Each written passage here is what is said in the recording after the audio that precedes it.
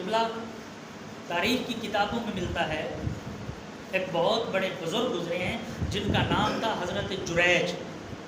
کیا نام تھا؟ حضرت جریج۔ کہتے ہیں کہ وہ کسی مقام پہ رہتے تھے، ٹیلے کے اوپر ان کا گھر تھا، حجرہ تھا، وہ وہاں پہ رہتے اور ساری رات اللہ کی عبادت کرتے، ساری رات عبادت میں گزرتی، دن ان کا عبادت میں، رات ان کی عبادت میں۔ تو کہتے ہیں کہ وہاں پہ ایک چرواہا تھا، بکریاں چرانے والا، سبحان اللہ۔ تو وہ بڑی دور سے آتا، آ کے بکریاں چراتا اور بکریاں چلانے کے بعد پھر چلا جاتا۔ جب اس کی ملاقات ہوئی نا حضرت جریج سے، تو اس نے کہا کہ کیوں نہ میں ان کے ساتھ رہائش کر لوں۔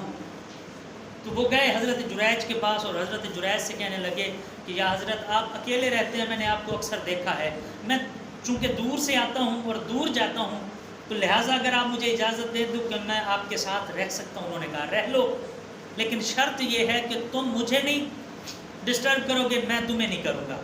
تم آؤ، آ کے اپنا آرام سے سو جاؤ، بستر لگاؤ، میں جو اپنے معاملات ہیں اللہ کی عبادت کر رہا ہوں وہ کر رہا ہوں، میں تم سے کوئی سوال نہیں کروں گا، تم مجھ سے نہیں کرے گا۔ انہوں نے کہا جی ٹھیک ہو گیا، ڈیل ڈن ہو گئی۔ کچھ عرصہ گزرا، اس عرصے کے بعد نا وہاں پہ جو متعلقہ آبادی تھی، وہاں پہ ایک عورت رہتی تھی، اس عورت کو حمل ٹھہر گیا۔ لوگوں نے جب اس سے پوچھا کہ تیری شادی تو نہیں ہوئی، تو تیرے ساتھ یہ واقعہ کیسے ہوا؟ تو اس نے، کچھ لوگ ہوتے ہیں وہ کیا خوب کسی نے کہا تھا کہ جس کے ساتھ لوگ محبت کرتے ہیں ان کے ساتھ لوگ حسد بھی زیادہ کرتے ہیں۔ یہ یاد رکھیے گا، جن کے ساتھ لوگ محبت زیادہ کرتے ہیں لوگ ان کے ساتھ حسد بھی زیادہ کرتے ہیں۔ تو پھر مجھے بات یاد آئی، میرے شیخ مرشد حضور سیدنا پیر میر علی شاہ صاحب کے مرشد جو ہے نا پیر سیال، یہ لے کے گئے اپنے مرشد حضور خواجہ سلیمان توسوی کے پاس پیر میر علی شاہ صاحب کو۔ اب جب پیر میر علی شاہ صاحب حضرت خواجہ سلیمان توسوی کے پاس گئے نا، تو پیر سیال لجپال کہتے ہیں اپنے مرشد خواجہ سلیمان توسوی سے کہ حضور یہ ہمارا بچہ ہے مہر علی، اس کے لیے نا کوئی دعا کر دیں۔ جیسے بزرگوں کی عادت ہوتی ہے، بچوں کو لے جاتے ہیں اور پیر صاحبان سے کہتے ہیں کہ ان کے لیے دعا کر دیں۔ اب پیر سیال نے پیر میر علی شاہ صاحب سے کہا کہ حضور ان کے لیے کوئی دعا کر دیں، تو حضرت خواجہ سلیمان توسوی نے کہا مہرن، آپ کا نام تھا مہر علی، آپ کو گھر والے کہتے تھے پیار سے مہرو، اور آپ کے مرشد کریم آپ کو کہتے تھے مہرن۔ آپ نے کہا مہرن شالا محسود تر تھی میں، شالا محسود تر تھی میں۔ تو پیر سیال نے کہا حضور یہ بات میں نے آپ سے کہا ہے کہ آپ ان کے لیے دعا کر دیں، آپ نے کہا ہے کہ محسود تر تھی میں، اس کا مطلب یہ ہے کہ لوگ تیرے ساتھ حسد کرنے والے ڈھیر ہوں، جو لوگ حسد کرتے ہوں وہ کافی زیادہ ہوں، مطلب ہے کہ تیرے حاسد ڈھیر سارے ہوں۔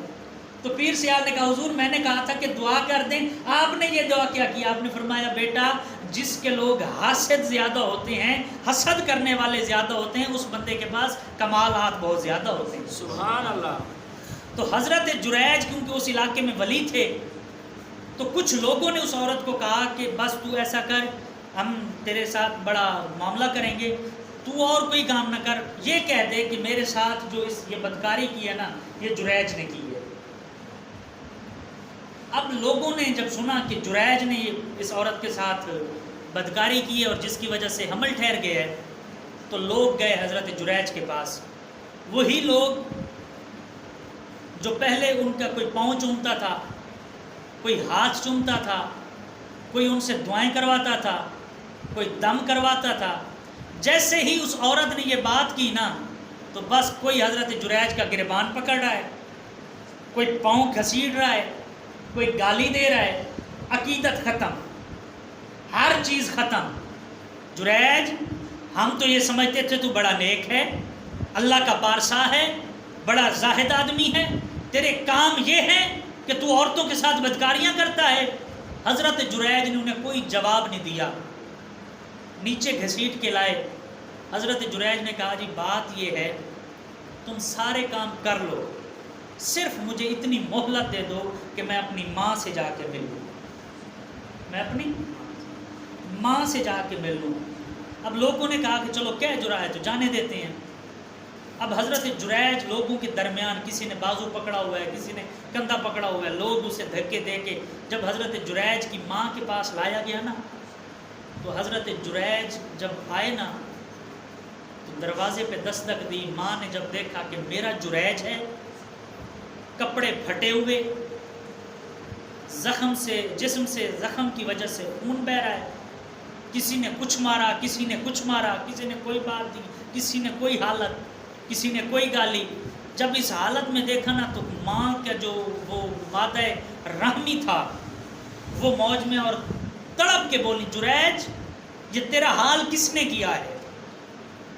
تو حضرت جریج نے کوئی بات نہیں کی، صرف اتنا کہا، ماں لگتا ہے مجھ سے تو ناراض ہے، ماں لگتا ہے تو مجھ سے ناراض ہے، اور مجھے لگتا ہے کہ تیری بد دعا نے میرا یہ حال کیا ہے.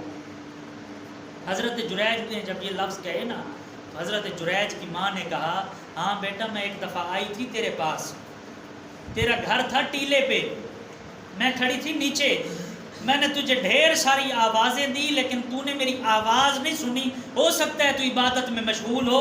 تو میری اس تکلیف کی وجہ سے نا میرے دل سے ایک آہ نکلی کہ جریج اس وقت تک رب تجھے موت نہ دے جب تک تو کسی بدکار عورت کا منہ نہ دیکھے. بس یہ جملے میرے منہ سے نکلے تھے. تو حضرت جریج نے کہا، ماں تیرے وہ جملے جو ہے نا آج پورے ہو گئے ہیں، آج دیکھ لے، میں نے میرے اوپر الزام لگا ہے کہ میں نے اس عورت کے ساتھ بدکاری کی ہے. تو حضرت جریج نے جب یہ بات کی تو ماں نے کہا کہ میں اللہ کو حاضر ناظر جان کے تجھے اس جان معاف کرتی ہوں. جیسے ہی ماں کا لفظ معافی آیا نا تو حضرت جریج کا سینہ چوڑا ہوا. اب کہنے لگے، اب کون ہے میرے سے بات کرنے والا؟ آئے نا ذرا میدان میں میرے سے بات کرے، آئے ذرا میدان میں بات کرے. تو لوگوں نے کہا کہ جریج جب ہم تمہیں لے کے جا رہے تھے تیرے منہ سے لفظ نہیں نکلا، کسی نے تجھے کوئی گالی دی، کسی نے تجھے کوئی گالی دی، کسی نے تجھے برا کہا، کسی نے بھلا کہا، تو خاموشی سے سنتا رہا. تو حضرت جریج نے کہا، اس وقت تک میری ماں مجھ سے ناراض تھی، اب میری ماں مجھ پہ راضی ہو گئی، اب تم بات کرو. تو لوگوں نے کہا کہ عورت یہ کہتی ہے میرے ساتھ بدکاری جو ہے وہ جریج نے کی ہے.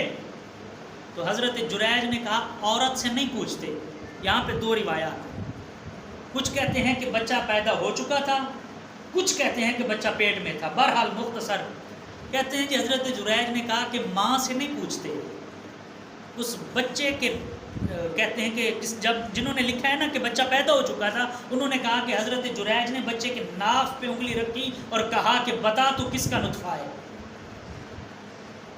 اور جنہوں نے یہ لکھا ہے کہ بچہ پیٹ میں تھا تو حضرت جریج نے اس عورت کی ناف پہ انگلی رکھ کے کہا، اے پیٹ کے اندر بچے تو بتا تو کس کا نطفہ ہے. تو وہ بچہ بولا، میں جریج کا نطفہ نہیں ہوں بلکہ جو چرواہ ہے میں اس کا نطفہ ہوں.